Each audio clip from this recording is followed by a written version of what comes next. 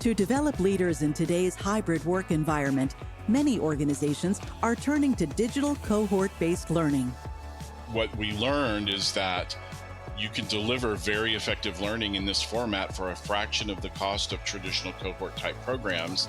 And you can also, as is the case from the article you read, better regionalize that experience from a cultural and language perspective. So you're really meeting learners where they are. That's Matt Pittman, Principal Analyst at Brandon Hall Group, and the author of Igniting the Leadership Spark, a study that explores the shift toward digital collaborative learning and development. Matt joins DaVinci CEO Luke Kempsky and me next on Powered by Learning.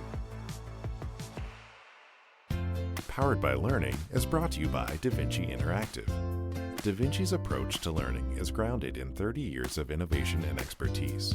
We use proven strategies and leading technology to develop solutions that empower learners to improve quality and boost performance. Learn more at davinci.com. Joining me now are DaVinci CEO Luke Kempsky and our guest, Matt Pittman, Principal Analyst with Brandon Hall Group. Welcome, Matt. Great to see you, Matt. Thanks for having me. Well, Matt, talk a little bit about your role at Brandon Hall Group and why you chose to write about the value of cohort-based learning in your article, Igniting the Leadership Spark. Thanks. So, I'm, as you said, I'm a principal analyst with Brandon Hall Group, and my role in the organization is really looking at things through the practitioner lens. And so I really focus on understanding how organizations are solving issues and how technology providers are enabling those solutions to take place. And I oversee a lot of our research activities, as well as our newer professional development offerings as well. And when it comes to looking at cohort-based learning, part of our research agenda every year is really understanding what organizations are doing and how they are approaching their various activities. And so we really started from that modality perspective and went from there. So we like to highlight innovative and successful solutions. And so that's where that article that you referenced came from, because Marriott had a really innovative approach along with their partner. And so we wanted to really tell that story. Oh, that's great. I mean, when you talk about cohort-based learning or cohort-based training, what are the kind of core components to it, and what makes it kind of different than maybe some other modalities? I think the core components of a cohort-based experience aren't necessarily all that different from an in-person experience, because cohort-based learning for leadership development has been around a long time. But when you bring it into the virtual realm, into those digital first settings, there are some things that you want to make sure that you're taking care of and caring for. So the social collaborative component is critical. The ability for the cohort members to connect outside of the live sessions and build relationships to help each other out and learn together is key. Also, this idea of gating so that cohorts proceed at a similar pace through the experience, and your early adopters and achievement motivated learners don't get too far ahead. The other tricky aspect, I think, is caring for the ability to practice and apply learning in low stakes environments, which can be accomplished in a number of different ways. Yeah, I think there's also kind of like an accountability piece that comes with, that paced out in-person or, online digital in-person experience where you're, collaborating with others and you're expected to do your offline activities before you come into that collaboration. Absolutely. Yeah. So your research shows a real dramatic increase in the popularity of cohort-based programs. I think it went from like 27% to 69% from 2020 to 2024. That's pretty amazing jump. Yeah, it is. And I think, you have to, when you look at that, the 2020 was the year of the pandemic, and the obvious catalyst that the pandemic response provided for learning and leadership development professionals. We had to find new ways to do things to keep the agenda moving forward, to keep the development happening. And so what we learned is that you can deliver very effective learning in this format for a fraction of the cost of traditional cohort type programs. And you can also, as is the case from the article you read, better regionalize that experience from a cultural and language perspective. So you're really meeting learners where they are. So it definitely sounds like it's sticking as well. Like, even though it was, inspired a jump through the pandemic and the aftermath that it's starting to really stick because it's, I would imagine, working and organizations are seeing results. Can you talk a little bit about the technologies that enable cohort-based learning? Like what are the features that you really need in a platform and a tech stack? Yeah, for me, simplicity is key. A single destination or entry point for that cohort where they can access everything they need without having to log into multiple systems or go to multiple locations. Even if you go into the cohort location and it takes you out, but I'm still going through that single point of entry, that makes a huge difference. The ability to track progress is key. Be able to interact with cohort members, adding some of the gamification elements like leaderboards or badging can make a big difference as well. I think we see a lot of success with blended experiences as well, a mix of async e-learning and virtual live sessions and other recorded media and discussion boards all working together. And your platform should ideally include all of that, though generally the live virtual sessions end up in your company's platform of choice, be it Zoom, Teams, Google Meet, whatever. Yeah, no, that sounds good. It sounds like that's what can make the best learning experience is where it's not so technically challenging, or you get people in different windows and you're trying to coordinate all of that. So, our listeners are mostly learning leaders who are either responsible for developing learning programs or they're overseeing a team of instructional designers and learning developers. So what would you advise in terms of how they should think about doing cohort-based programs? Like, how's it different in terms of how they should approach it from a development standpoint? It's interesting because I'm actually in the middle of designing some cohort-based learning experiences for the Brandon Hall Group Institute right now. And as I've worked on this project, my biggest learning has been remember the environment. So I've done my best to ensure the live portions of our courses are highly interactive, and that actually takes a little more time to execute in a virtual setting than it does in an in-person setting.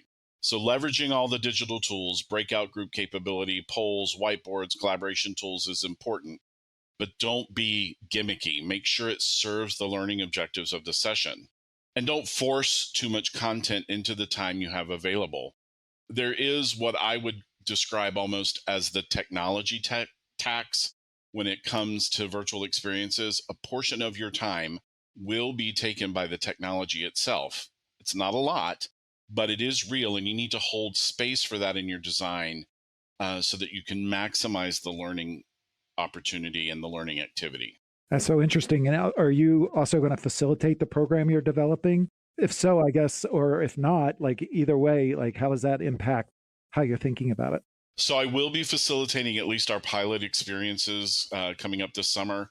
I will not always be the facilitator, but that also helps from a design perspective because as I'm putting it together, I'm practicing in my head and sometimes out loud to make sure that it's making sense to me. I think when it comes to the virtual experience, the biggest difference for facilitators is the ability to leverage that technology fully.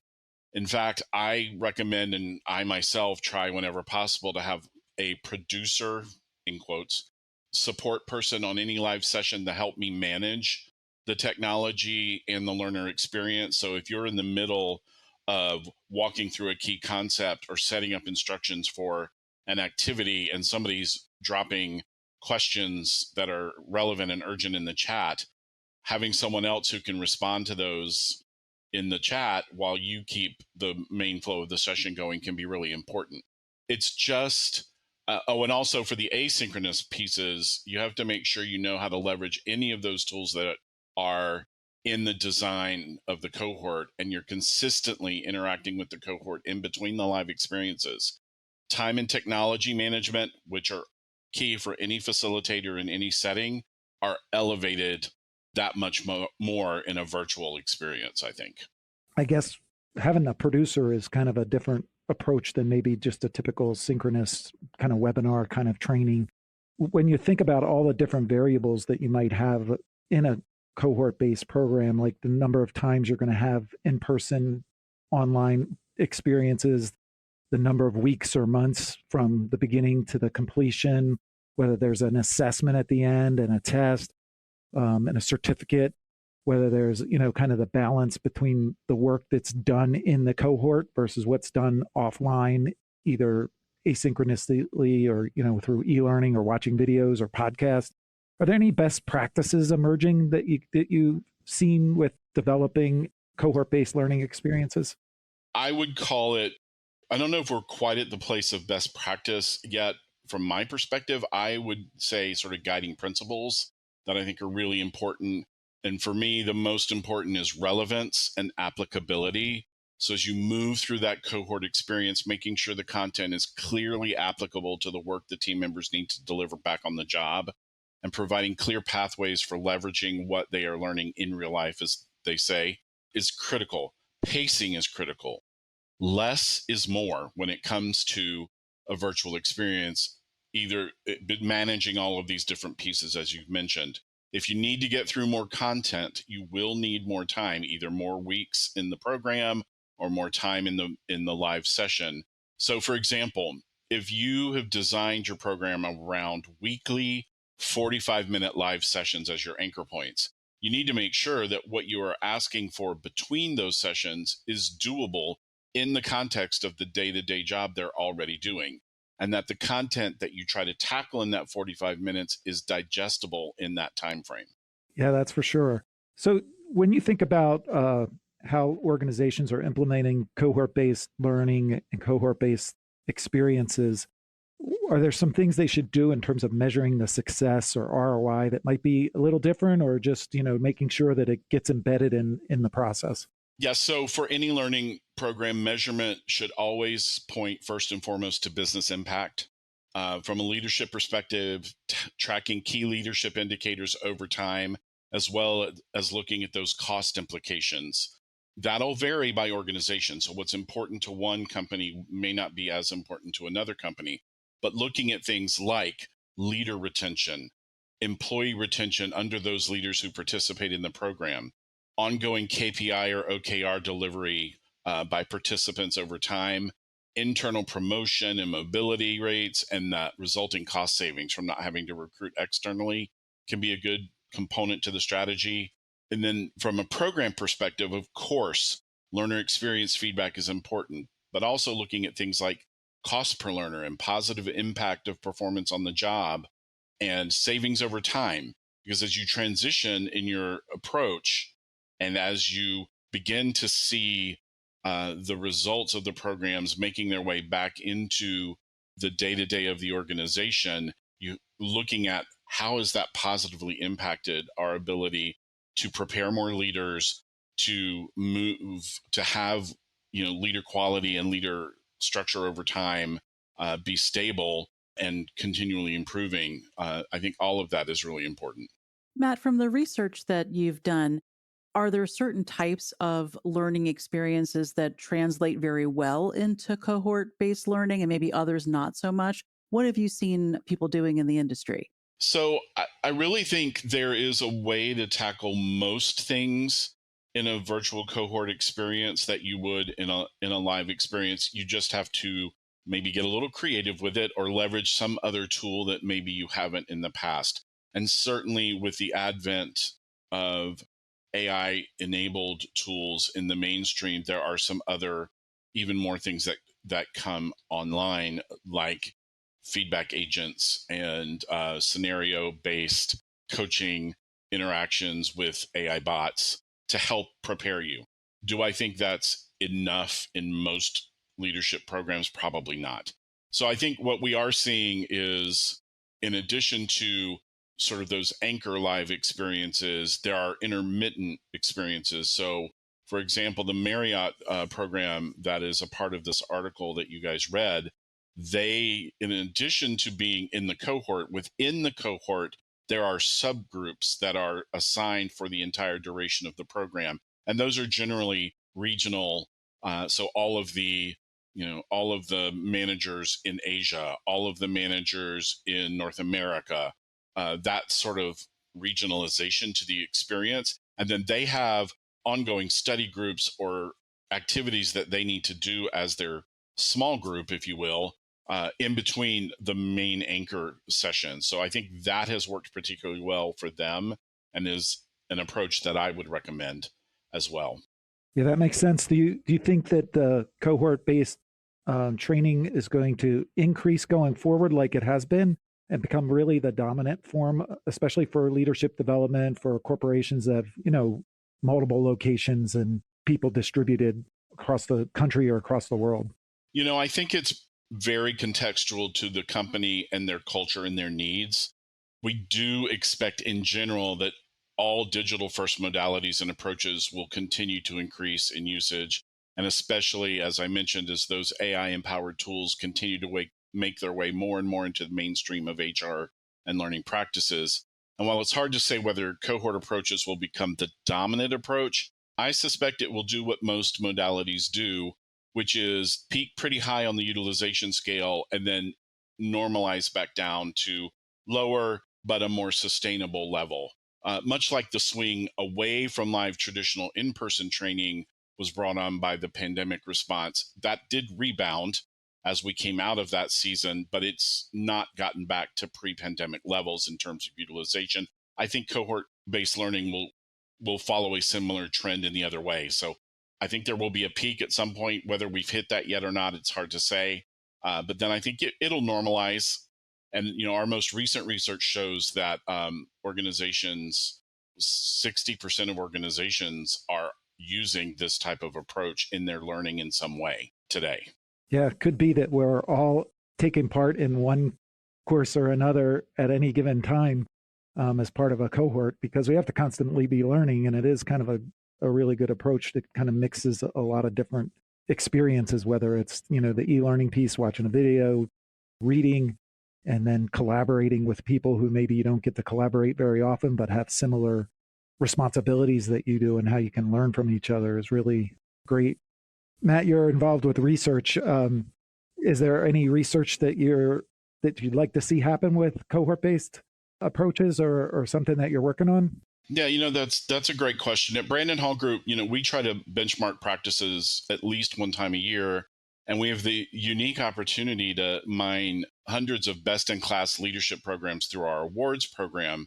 So we are always trying to understand what the best of the best are doing. And in fact, in our most recent learning study, as I mentioned, 60% of organizations have indicated that they are using some form of social collaborative platform, and the rest are planning to add that capability this year. And a look at leadership development across 27 different organizations this year has shown that all of them are leveraging a blended cohort-based approach in some way. I think the biggest research need is going to be looking at effectiveness over time. How is cohort-based learning impacting long-term leader quality, and how are companies maximizing their continuous improvement activities to refine those programs and help them get even better? Yeah, that's great. And definitely Brandon Hall's in the perfect position to make that happen. Really appreciate your time today, Matt, and continue to do the great work and the studies that you're doing at Brandon Hall to keep us all informed and educated as we continue to practice what we do. Thank you so much. It was really fun to be here today. Thank you, Matt. We appreciate you sharing your insights, and we'll be sure to put a link to your article in the show notes of the podcast. Sounds great. My thanks to DaVinci CEO Luke Kempsky and our guest, Matt Pittman of Brandon Hall Group, for joining me today. If you have any questions about this topic or have a suggestion for a future topic or guest, please reach out to me at poweredbylearning@davinci.com. And if you've enjoyed this episode, don't forget to subscribe to Powered by Learning wherever you listen to your podcasts.